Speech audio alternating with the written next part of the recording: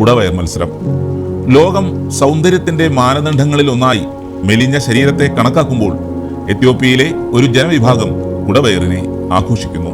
അത്ഭുതകരം അല്ലേ?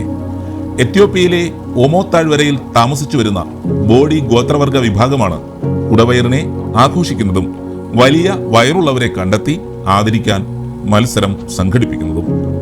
ബാർട്ടർ സമ്പ്രദായം ഇപ്പോഴും തുടരുന്ന കാർഷിക വൃത്തിയും കന്നുകാലി വളർത്തലും ഉപജീവന മാർഗമായി സ്വീകരിച്ച ജനതയാണ് ബോഡി ഗോത്ര വിഭാഗം.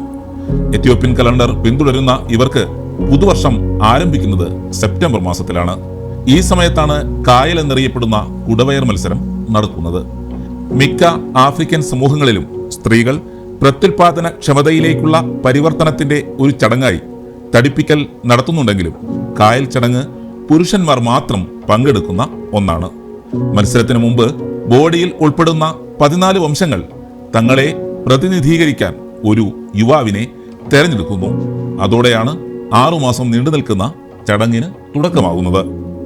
തിരഞ്ഞെടുക്കപ്പെടുന്ന യുവാവിനെ കാത്തിരിക്കുന്നത് കഠിനമായ പരീക്ഷണങ്ങളുടെ നീണ്ട 6 മാസമാണ്. പുറം ലോകത്തിൽ നിന്നുള്ള എല്ലാ ബന്ധങ്ങളും വിച്ഛേദിച്ച് ഒരു കുടിൽ തൻ്റെ ലോകമാക്കി വേണം പിന്നെ അവൻ നീണ്ട 6 മാസക്കാലം ജീവിക്കാൻ.